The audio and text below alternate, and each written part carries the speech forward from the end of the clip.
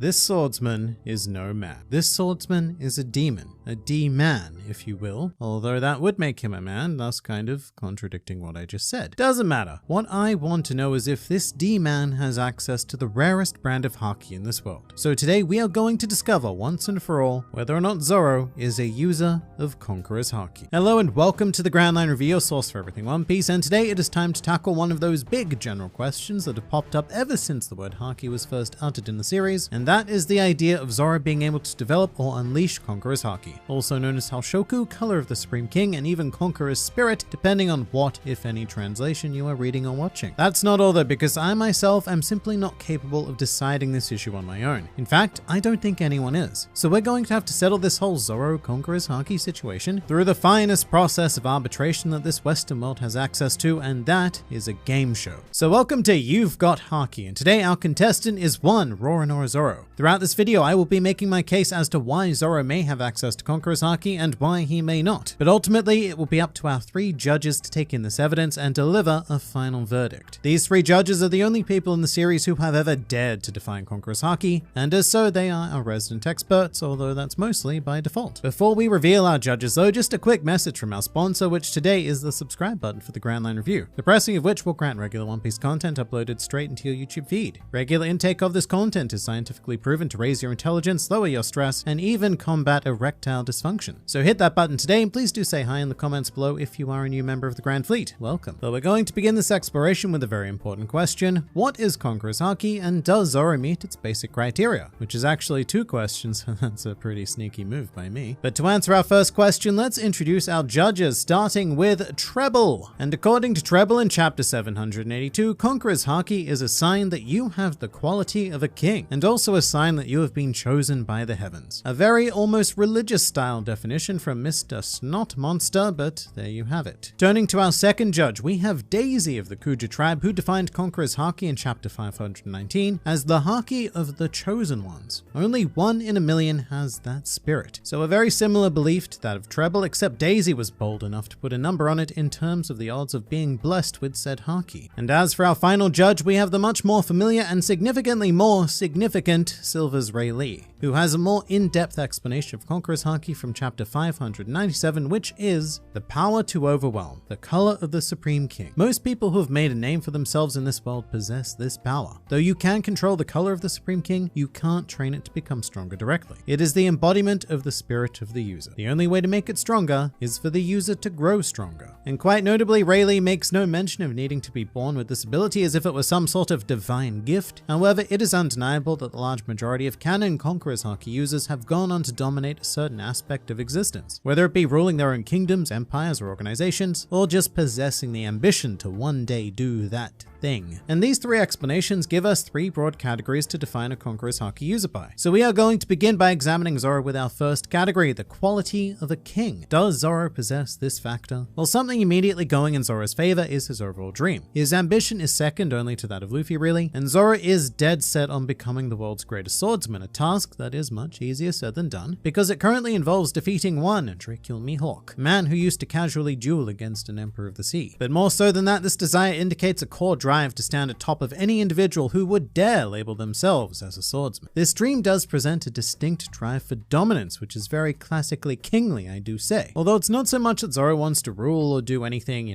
literally king-like, but he does want to stand atop the world, which is pretty strikingly similar to the ambitions of those known to possess Conqueror's Haki, many of whom have had the direct desire to become the Pirate King, an unrelenting quest to stand at the top of the world in their own way. Now, a potential counter-argument to the whole quality of the king business would be Zoro's subservience to Luffy. It can be difficult to be a king when you do serve the desires of another. One may even say impossible. And furthermore, Zoro has been shown on multiple occasions to be willing to give up on his own personal aspiration in favor of furthering that of Luffy's. Which, yes, initially is a bit of an awkward thought until one realizes that two things can be true at the same time. A person can both have the quality of a king whilst currently serving another. And there is precedent for this in almost every canon Conqueror's Haki user that we we've met to date. Think about all of our biggest, bestest names, the original 4 emperors, Whitebeard, Big Mom, Kaido, and Shanks, all of whom are Conqueror's Haki wielders and all of whom have served under another at some point in their lives. The first 3 were convinced to serve under Rocksteady Zebek, and Shanks himself was a member of the Roger Pirates. Elsewhere, we have the only Marine known to possess Conqueror's Haki at this point in time, Sengoku, and he spent the large majority of his career serving his superiors. Even as Fleet Admiral, he served directly under the world government. And we can also cast our gaze to Warlords of the Sea, Bowler Hancock, and Doflamingo, who have acquiesced and served the world government at different points in the series. As of right now, there are only 3 characters with this brand of Haki who have never served another. One being Monkey D. Luffy, another being Eustace Kid, and another being Gold D. Roger. The latter of which was the captain of our judge, Silver's Ray Lee, a man with the epithet of Dark King, but one who still acknowledged another as his captain. So when it comes to the whole quality of a king thing, I think of it as more of having the potential of a king rather than literally needing to meet that position of absolute dominance. But when it comes to this first category, the quality of a king, what do our judges think? Does Zoro have it? Well, let's find out. And as it turns out, 2 are for it and 1 are against it. That 1 against it being Treble, who I imagine doesn't believe that a demonic presence like Zoro would be one chosen by the heavens. Which is fair enough, I suppose, but that kind of overzealous belief doth not necessarily a Conqueror's Haki user make. So let's move on to the second piece of criteria identified by our judges, Rayleigh specifically I suppose, which this time is the power to overwhelm, quite specifically by force of will alone. And before we do properly examine this, I do need to draw a distinction between the anime and the manga portrayals of Zoro. In the Wano era of the anime especially, there have been moments here and there where it is heavily hinted that Zoro is invoking some kind of Conqueror's Haki through sheer force of presence alone, which is usually how it's invoked elsewhere as well. But one example of this is episode 899, which features a scene of Urashima being intimidated by Zoro's aura, which in some was kind of like a watered down Conqueror's Haki style effect. However, this scene was not in the manga, although Urashima does make mention of Zoro's quote, strange intensity in chapter 915, which Conqueror's Haki or not is a trademark Zoro feature that goes hand in hand with his shockingly tangible demonic aura. And really, I'm not sure what to actually call it at this stage because it has no in-world explanation. It's not simply a narratively artistic expression of what Zoro makes his opponents feel. At this point, it is quite literally a manifestation of what has been referred to as Zoro's killing intent and just raw power, which has a very similar effect even if it does not fit with the uniform representation of Conqueror's Haki. And a well-known example of this would be Zoro's fight against Monet. In chapter 687, Zoro commenced his attack with a menacing glare, which is exactly how almost all expressions of Conqueror's Haki begin. Although the effect is different, where Conqueror's Haki seeks to dominate the will of another, what Zoro does is more akin to paralysis via fear, which, to be fair, still meets Rayleigh's vague criteria of Conqueror's Haki being the power to overwhelm, which Zoro has shown to varying degrees, whether it be scaring off weaker combatants like Urashima, or completely dominating stronger opponents like Monet. Stronger than Urashima, that is, not stronger than Zoro.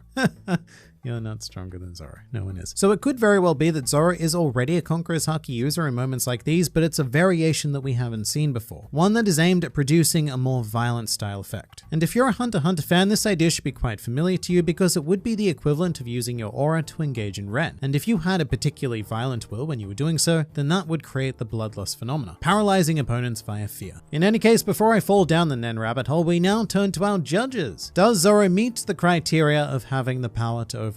Let's find out. And similarly to our last vote, we have 2 in favor of this and 1 against it. Treble is undoubtedly for it because he is crapping his pants at the very thought of Zoro. Daisy is just, she's just happy to be here. And I imagine that Rayleigh is voting against it because Zoro does not have the power to overwhelm him specifically. That's very, very harsh judging from you, Rayleigh. And I guess that's my fault for hiring you. But our final category to examine here is our third identifiable criteria, being the embodiment of spirit. Both Rayleigh and Daisy have made specific mention of this word spirit, which very much applies to Haki as a whole, whether it's conquerors, observation, armament, or actually that's it. But Haki is a direct manifestation of spirit, which can also be quantified as willpower, which, just FYI, because I get this question a lot, this is the reason why we can say without a doubt that the CP9 members were not Haki users pre-time skip. Techniques like Takai have a similar effect to, say, armament Haki, but they are purely physically achieved, whereas Haki involves converting your willpower into a tangible effect, which is very different. In any case, Haki is tied directly to the spirit of the user. Although there are rare circumstances where someone is just an innately good user through natural means, such as Isa from Skypiea, who is probably one of the better observation haki users that we've ever met, and it has very little to do with her own willpower. She's pretty much an aberration though, and what we need to do for this category is tie Zoro's overwhelming effect to an embodiment of his sheer spirit, which honestly I feel like we kind of already have done, because Zoro has been demonstrably capable of making his feelings and intentions known to others through this effect. Although that may not be the most accurate way to put it, because what Zoro does is create more of an illusion of that feeling. Zoro very rarely makes good on these demonic intentions, as he has far more of a sense of mercy than he leads his opponents to believe. And I don't want to dwell on this too much, but there is also the potential of another force at play here, something Zoro has access to that nobody else does, through the power of one of his swords or some theory along that line. And a very popular one is that Zoro's demonic style aura comes from his cursed blade, the Sandai Kitetsu, which is a pretty funky idea. However, Zoro's aura phenomenon actually predates his use of the Sandai Kitetsu, and the very first mention of this phenomenon is actually way back in chapter 3, where Kobe makes mention of Zoro's reputation throughout East Blue as a demonic beast, which is actually what sells Luffy on trying to recruit him, funnily enough. But unless this aura is the result of the Wado Ichimonji, specifically Kuina's former blade, then I currently have no choice but to assume that this demonic presence is emanating from Zoro himself, which to me definitely satisfies that criteria of embodiment of spirit. Zoro certainly has that going on, whether it's Conqueror's Haki or not. But on this particular occasion, it's not up to me. Let's turn to our judges now. Does Zoro satisfy our third category, being the embodiment of spirit? Let's find out. And once again, it is another 2-to-1 vote. Rayleigh and Treble both agree. However, Daisy's upbringing on Amazon Lily has led her to believe that men are incapable of doing anything of use, much less embodying willpower. So,